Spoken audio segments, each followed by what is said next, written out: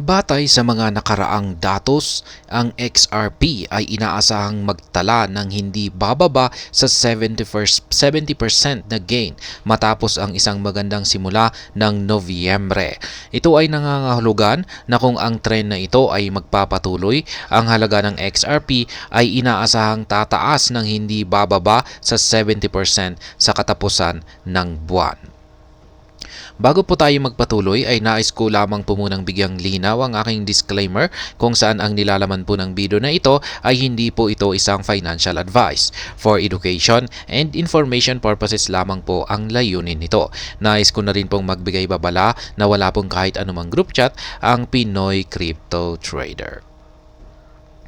Batay sa kasaysayan, ang XRP ay nagpapakita ng patuloy na pagtaas. Sa unang 7 araw ng Nobyembre, nakitaan ito ng halos 22% na pagtaas. Kung susundin ang nakaraang datos, maaring may karagdagang gain na naghihintay para sa mga investors. Sa kasaysayan, ang XRP ay nagbabalik sa average na 71% na gain tuwing Nobyembre na ginagawa itong isa sa mga pinakamagandang buwan para mag-hold ng coin. Ang Disyembre lamang ang may mataas na monthly return na may average na 82.7% gain.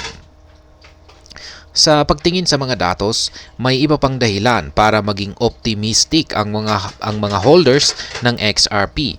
Halimbawa, ang record ay nagpapakita na ang XRP ay may 3 kasaysayan sa buwan ng Nobyembre kung saan ito ay nagbibigay ng triple digit na returns para sa mga investors.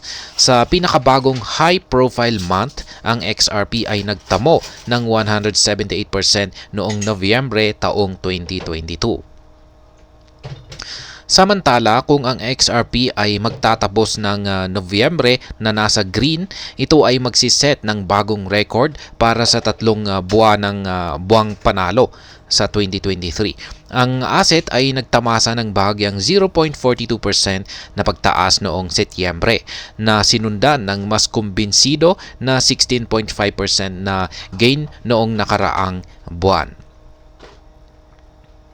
Ang huling beses na nagbigay ang XRP ng higit sa 3 buwan na sunod-sunod na mga gain ay noong taong 2017. Noong panahon na iyon, ang XRP ay nagtamo ng 278%, 137% at 378% noong Febrero. Marso, Abril, bago magkaroon ng medyo tahimik na Mayo na may lamang na 7% gain. Meron lamang itong 7% na gain. Ayan po yung chart. Bullish momentum remains. Ayan. Habang wala namang kasiguraduhan sa hindi mapredict na eksena ng crypto, ang XRP ay nagtamasa ng bullish momentum kamakailan. Ang isang malaking contributor ay ang mga legal na tagumpay ng Ripple laban sa US Securities and Exchange Commission o ang US SEC, na kung saan ang mga executives ng kumpanya ay kamakailan lamang na na-acquitted sa pinakabagong development nito. Ang isa pang positive driver ay ang Ripple Swell event na naka-schedule para sa November 8 at saka 9 sa bansang Dubai. Ang mataas na profile na event na ito ay karaniwang nagtatampok ng mga pangunahing anunsyo tungkol sa Ripple na yung kanyang potential na makakaapekto sa mga presyo ng XRP sa positibong paraan.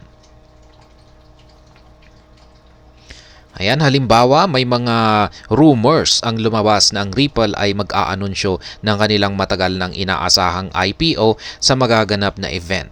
Ideally, ang kamakailang pagtaas ng assets sa Nobyembre ay nagpapahiwatig na ang mga traders ay nag-iispekula sa ganitong kinalabasan. At isa pang abalang buwan para sa mga presyo ng XRP ang naghihintay. At hanggang dito na lamang po tayo sa video na ito mga ka-crypto. Sana po ay inyong nagustuhan ang aking paliwanag sa video na ito. Kung inyo po itong nagustuhan, pakiclick lamang po ang like button nito. Para naman po sa mga bago lamang dito, kayo po ay aking inaanyayahan para mag-subscribe. Pakiclick na rin po ang bell icon nito dahil ito po ang siyang magsisilbing notification nito sa mga bago kong videos na akin pong ina-upload sa aking YouTube channel na ito. Marami pong salamat sa panonood. Ingat po tayo lagi at God bless po sa ating lahat.